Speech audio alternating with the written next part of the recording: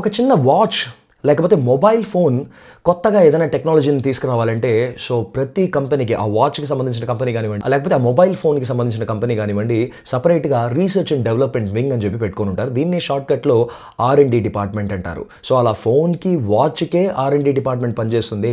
మరి దేశ రక్షణ కోసం తయారు చేసే ఒక టెక్నాలజీ, సో దానికి ఏ రేంజ్లో R&D డిపార్ట్మెంట్ పనిచేయాలి, ఆ వ్యవస్థ అనేది ఉండాలి. సో ఇదంతా ఈ ఇంపార్టెన్స్ని దృష్టిలో పెట్టుకునే భారత ప్రభుత్వం నెలకొల్పిన ఒక సంస్థ DRDO. దీనినే defence research and development organisation అంటారు. సో ఇది దేశ రక్షణకై ఏర్పాటైన ఒక R&D డిపార్ట్మెంట్గా చెప్పుకోవచ్చు. సో మరి అటువంటి R&D DRDOలో జాయిన్ అవ్వాలనేది ఎంతో మందికి ఒక పెద్ద కళ అని చెప్పాలి. అరే నేను డెవలప్ చేసే టెక్నాలజీ కేవలం ఒక వ్యక్తికి కాదు ఒక దేశానికే ఉపయోగపడాలి అని చెప్పి మీరు అనుకున్నట్లయితే మీరు సరైన ప్లేస్లోనే ఉన్నారు. ఈ వీడియో మీకోసమే.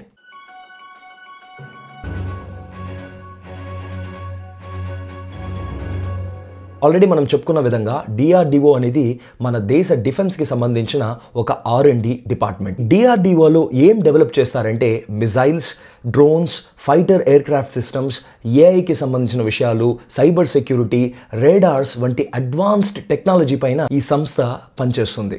వీళ్ళకి మన దేశంలో 50కి పైగా ఎక్స్పెరిమెంట్ చేసే ల్యాబ్స్ ఉన్నాయి ఆల్ ఓవర్ ఇండియా. మన తెలుగు రాష్ట్రాల్లో హైదరాబాద్లో కూడా సో వీళ్ళ యొక్క యూనిట్ ఉందన్నమాట. ఇటువంటి DRDOలో జాయిన్ అవ్వడానికి ముఖ్యంగా 3 మార్గాలు అయితే ఉన్నాయి. మొదటిది సైంటిస్ట్ పోస్ట్. సో ఈ సైంటిస్ట్ పోస్ట్కి సెలెక్షన్ అనేది గేట్ పరీక్ష ద్వారా లేకపోతే నెట్ ప్లస్ ఇంటర్వ్యూ, సో దీని ఆధారంగా మీరు సైంటిస్ట్ పోస్ట్కి అప్లై చేసుకోవచ్చు. సో దీనికి ఎలిజిబిలిటీ ఏం కావాలి? బీటెక్ చేసి ఉండాలి, లేకపోతే MTech, లేకపోతే MSc స్టూడెంట్స్ కూడా అర్హులే. మీరు గనక గేట్లో క్వాలిఫై అయి అప్లై చేసినట్లయితే RAC ద్వారా ఇంటర్వ్యూకి మిమ్మల్ని పిలుస్తారు. సో మీ ఫైనల్ సెలెక్షన్ అనేది మీ గేట్ ర్యాంకింగ్ ప్లస్ మీకు వచ్చిన ఇంటర్వ్యూలో మార్క్స్, సో దీన్ని బట్టి ఫైనల్ సెలెక్షన్ అనేది ఉంటుంది. ఇకపోతే రెండో మార్గం DRDOకి సంబంధించిన సెప్టామ్ రిక్రూట్మెంట్ అనే మార్గం. సో ఇందులో టెక్నికల్ మరియు నాన్ టెక్నికల్ పోస్టులు కూడా ఉంటాయి. సెప్టామ్ అంటే centre for personal talent management. మరి ఇందులో ఏ పోస్టులు ఉంటాయి? Technician, assistant, steno, store keeper, so ఇలాంటి పోస్టులన్నీ ఉంటాయి.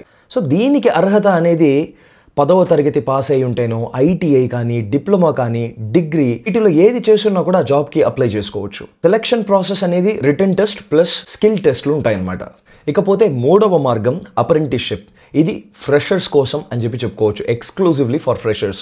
ఈ DRDO సంస్థ అనేది ల్యాబ్కి సంబంధించినంత వరకు అప్రెంటిస్షిప్ ప్రోగ్రామ్ అనేది నిర్వహిస్తూ ఉన్నారు. ఎవరికి ఆపర్చునిటీ ఉంటుంది ఈ మార్గంలో వెళ్ళాలి అంటే? బీటెక్ చేసిన వాళ్ళు కానివ్వండి, డిప్లొమా కానివ్వండి, ITI కంప్లీట్ చేసిన వాళ్ళకి ఈ మార్గం ద్వారా వెళ్ళడానికి ఒక మంచి ఆపర్చునిటీ అని చెప్పుకోవచ్చు. సో ఇలా ఈ మార్గంలో మీరు అప్రెంటిస్షిప్ చేయడం వల్ల మీకు ఒక మంచి ఎక్స్పీరియన్స్ ఉంటుంది.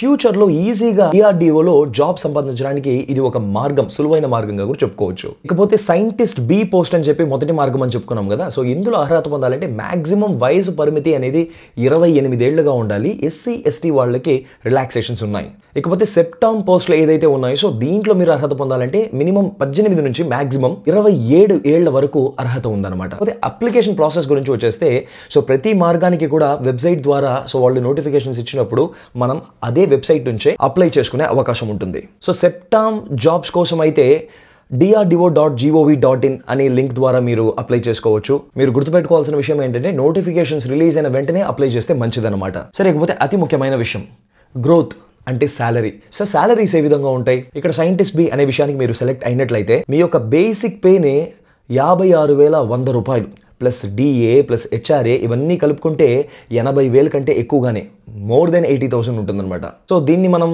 లెవెల్ 10 పే మ్యాట్రిక్స్ అనొచ్చు.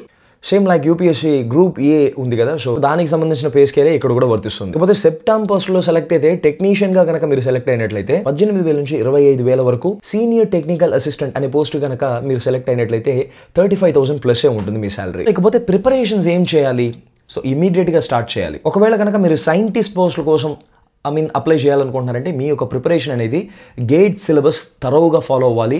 కాన్సెప్చువల్ క్లారిటీ అనేది చాలా చాలా ఇంపార్టెంట్. చాలా గేట్కి సంబంధించిన పేపర్స్ కానివ్వండి, DRDOకి సంబంధించిన పేపర్స్ కానివ్వండి, చాలా ప్రాక్టీస్ చేయాలి. అదే సెప్టామ్ అర్హత పొందాలంటే చేయాల్సింది ఏంటంటే మెయిన్ ఫోకస్ రీజనింగ్ కానివ్వండి, మ్యాథమెటిక్స్ కానివ్వండి, జనరల్ అవేర్నెస్ లేకపోతే జనరల్ ఇంగ్లీష్, సో వీటిపైన ఉండాలి. సో వీటన్నిటికీ కూడా మీకు మాక్ టెస్ట్లు అనేది ఈరోజు ఆన్లైన్లో మీకు అవైలబిలిటీలో ఉన్నాయి, పెయిడ్ ఉన్నాయి, ఫ్రీ కూడా ఉన్నాయి. సో ఇటువంటి మాక్ టెస్ట్ని మీరు తరచూ కంటిన్యూస్గా హార్డ్ వర్క్ చేసినట్లయితే ఇది సాధ్యమే. ఇకపోతే టెక్నికల్ పోస్టులకైతే మీ యొక్క డిప్లొమాకి సంబంధించిన సబ్జెక్ట్స్ ఏదైతే ఉంటాయో సో దానిలో మీరు పట్టు సాధించాలి. సో ఫైనల్గా చెప్పాలంటే DRDOలో జాబ్ పొందడం అనేది అంత కష్టమైన విషయం అయితే కాదు. బట్ గుర్తుపెట్టుకోవాల్సిన విషయం, కాన్స్టెంట్ ప్రాక్టీస్ అనేది ఉండాలి, డెడికేషన్ లెవెల్స్ అనేది పీక్స్లో ఉండాలి. సో ఈ 2 విషయాలు ఉన్నట్లయితే DRDO అనేది అందని ద్రాక్ష ఏం కాదు. సైన్స్ అండ్ టెక్నాలజీ ఫీల్డ్ అంటే నాకు చాలా ఇంట్రెస్ట్ ఉంది అండ్ ఈ ఫీల్డ్ని ఉపయోగించి నేను దేశం యొక్క డిఫెన్స్లో పనిచేయాలి, నా దేశ రక్షణకై నా యొక్క సైన్స్ అండ్ టెక్నాలజీని నేను వాడుకోవాలి అని చెప్పి మీకు అనిపించినట్లయితే మీరు ఎంచుకోవాల్సిన సరైన విషయం DRDO మాత్రమే. సో ఇలాగా మీకు ఏమైనా డౌట్స్ ఉన్నట్లయితే కమెంట్ బాక్స్లో చెప్పండి. నాకు వీలైనంత వరకు ఇంకొక వీడియోలో సో దాని తాలూకు ఎక్స్ప్లెనేషన్ ఇవ్వడానికి ట్రై చేస్తాను. సో మన ఛానల్ని సబ్స్క్రైబ్ చేసుకోండి for more informative things like this. I will catch you up in another interesting and useful content. Till then, this is Gananath Shankar signing off from this particular video. Stay safe, stay healthy.